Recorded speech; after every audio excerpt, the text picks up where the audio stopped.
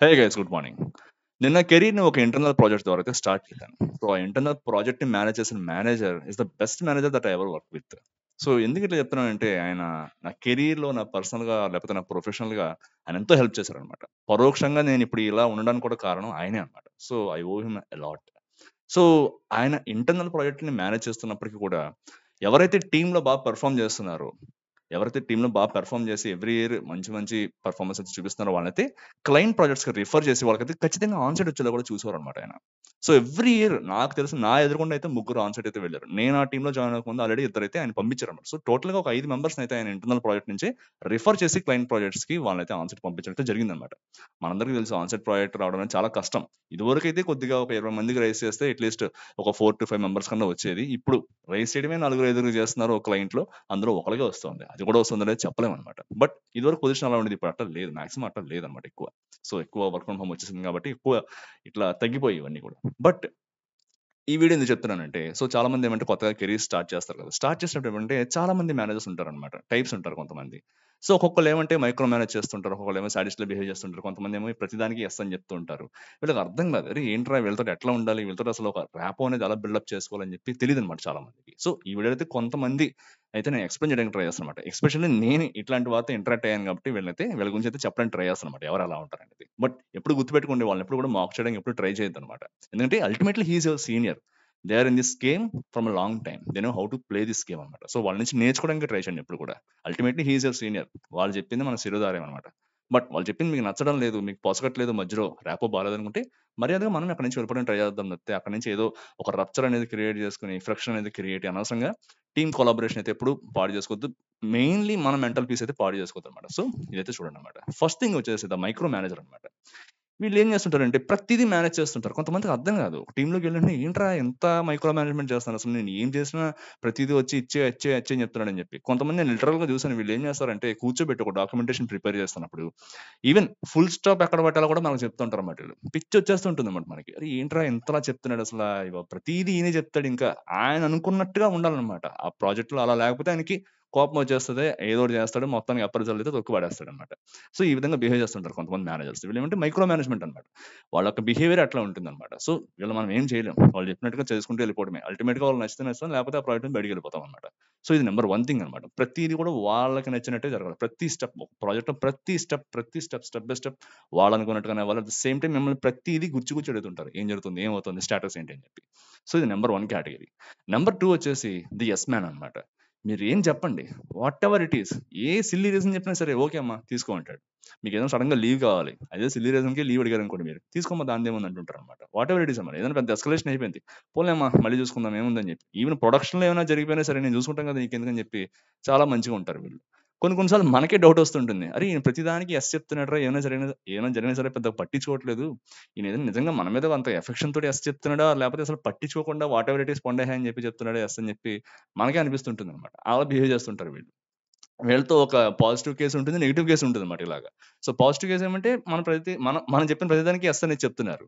Negative case ఏంటంటే మనం చెప్పిన ప్రతిదానికి ఏదో తూతూ మంత్రంగా యెస్ చెప్తున్నాడా? లేకపోతే ఏంటి మనకే అర్థం కాదనమాట. అల్టిమేట్‌గా వాళ్ళ అప్రైజల్ వచ్చేంత వరకు వీళ్ళు ఎట్లాంటి టైపో మనకు కూడా తెలీదన్నమాట. సో, వీళ్ళతోటి ఏమంటే చాలా జాగ్రత్తగా బిహేవ్ చేయాల్సి ఉంటుంది. అండ్ థర్డ్ టైప్ వచ్చేసి ది గోస్ట్ అన్నమాట.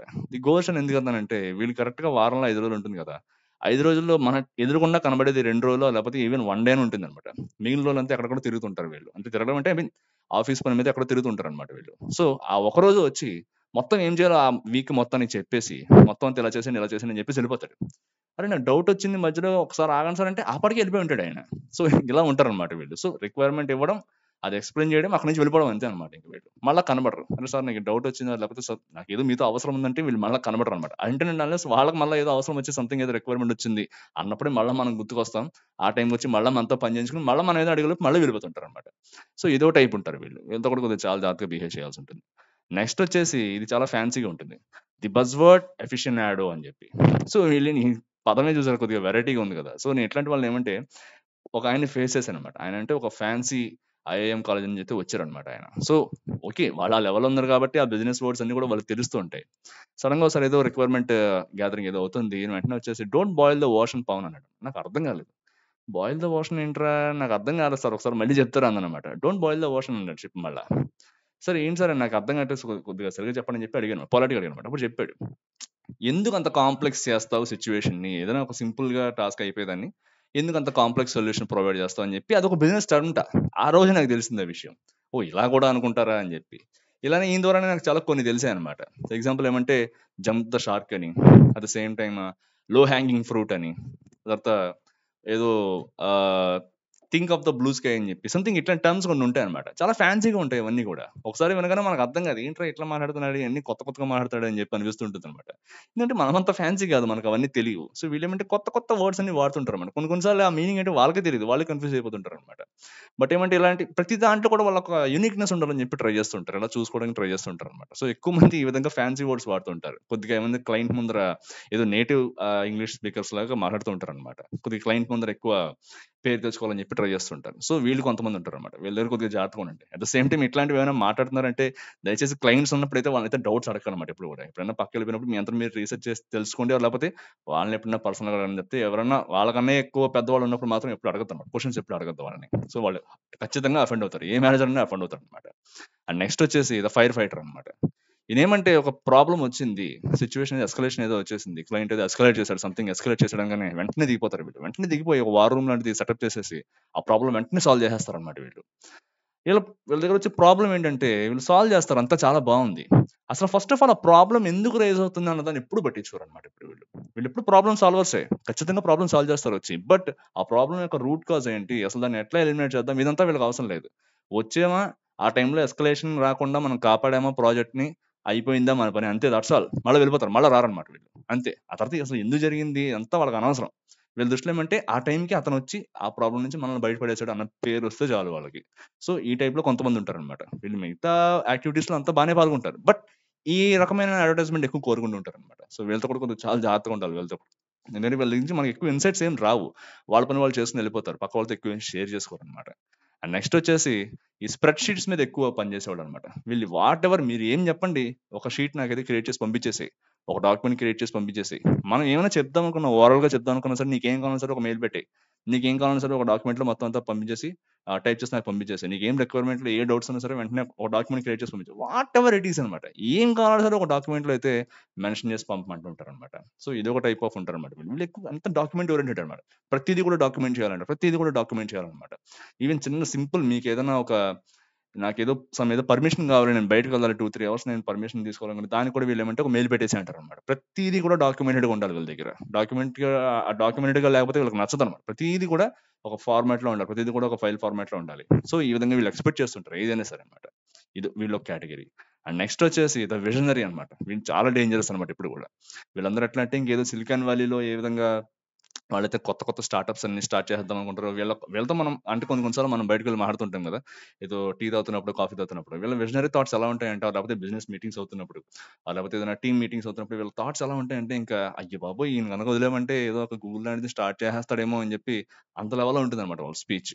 లేకపోతే మోటివేట్ చేయడం గాని, పక్కనున్న వాళ్ళని మోటివేట్ చేయడం గాని, లేకపోతే వాళ్ళకి సలహాలు ఇవ్వడం గాని, ఏదైనా చేయమనడం గాని, కెరీర్ గైడెన్స్ ఎట్లాంటివి ఇవ్వడం కూడా వీళ్ళు ఎలా ఇస్తారంటే ఆ మాటలు వింటుంటేనే మనకి ఇంకా మనం ఊహించేసుకుంటాం అనమాట. యెస్. నేను అయిపోయాను అన్నట్టే ఫీలింగ్ వచ్చేస్తదనమాట మనకి. సో, అంత లెవెల్‌లో ఉంటుందన్నమాట వీళ్ళ విజనరీ థింకింగ్ అనేది. చాలా బావుంటుంది థింకింగ్ అంతా. థింకింగ్ మాత్రం ఎక్సలెంట్‌గా ఉంటుంది.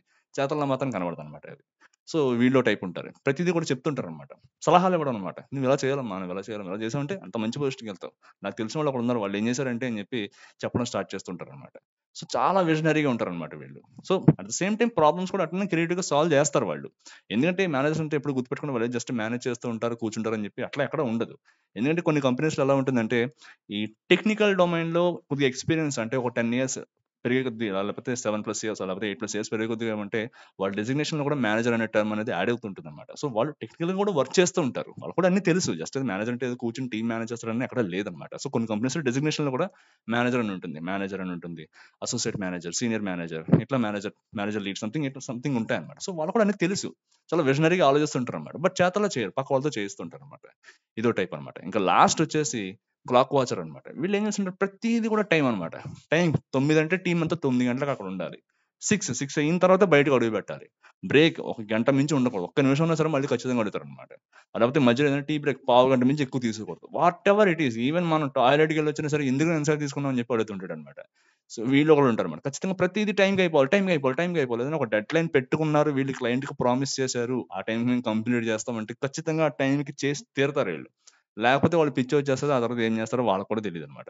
ఏమైనా చూసుకుంటే మళ్ళీ అప్రైజల్ టైమ్‌లో చూసుకుంటారు. సో ప్రతీది కూడా టైమ్ బేస్డ్ ఉండాలన్నమాట వాళ్ళకి. టైం గనక దాటుతోంది, లేకపోతే ఈవెన్ ఇంకా 2 రోజులు ఉంది. దానికి టైం ఉంది. ఎస్ఎల్ఏ బ్రీచ్ అవ్వడానికి ఒక 2 డేస్ టైం ఉంది ఇంకా. వీళ్ళకి ఇప్పటికి కంగారనమాట. కంగారు వచ్చేస్తుంటుంది. "ఏయ్! చెయి చెయి ఫాస్ట్‌గా చెయి, ఫాస్ట్‌గా చెయి." ఏంటి ఏంటి అని చెప్పి. సో ఏదో ఒకటి చేసి అల్టిమేట్‌గా 2 రోజులు ముందరే కంప్లీట్ చేసి వాళ్ళ దగ్గర మంచి మార్కులు తెచ్చుకోవాలని చూపిస్తారు తప్పితే, ఒక్క నిమిషం కూడా లేట్ చేయరన్నమాట పని. సో ఈ విధంగా అయితే చాలా మంది మేనేజర్స్ అయితే మనకి ఐటీ ఇండస్ట్రీలో తారసపడుతూ ఉంటారన్నమాట. సో నేను ఆల్మోస్ట్ ఇప్పుడు చెప్పిన ఈ 8 మెంబర్స్ తోటి కూడా నేనైతే వర్క్ చేయడం జరిగింది. బట్ నా కెరీర్‌లో 4 ఇయర్స్ పాటు ఆయన కింద నేను పనిచేశానన్నమాట. వీళ్ళందరూ కూడా నా లేటర్ కంపెనీస్‌లో తగిలిన వాళ్ళన్నమాట వీళ్ళందరూ కూడా. సో అల్టిమేట్‌గా చెప్పేదేమంటే ఎవరిని మాక్ చేద్దామని కాదు, ఏం చెప్దామని కాదు. ఇట్లా ఉంటారు అని చెప్పి చెప్పడానికి అంతే. అల్టిమేట్‌లీ వాళ్ళకి మనకన్నా ఎక్కువే తెలుసు. ఖచ్చితంగా ఎక్కువే తెలుసు. వాళ్ళు ఎప్పుడు కూడా డిస్‌రెస్పెక్ట్ ఎప్పుడు చేయొద్దు. ఆ విధమైనటువంటి కామెంట్స్ కూడా ఎప్పుడు చేయొద్దన్నమాట. సో మీరు పనిచేస్తున్నటువంటి మేనేజర్ వీటిలో ఏ కేటగిరీకి వస్తారో కింద కామెంట్స్‌లో మెన్షన్ చేయండి. లేకపోతే ఇవి కాకుండా ఇంకా ఏమైనా ఉన్నాయి, ఇంకా మేము ఇట్లాంటి వాళ్ళతో కూడా పనిచేసామంటే ఏమైనా ఫన్నీ ఇన్సిడెంట్స్ ఏమైనా ఉంటే కింద మెన్షన్ చేయడానికి అయితే ట్రై చేయండి అన్నమాట. So will meet up in the next video. Take care. By.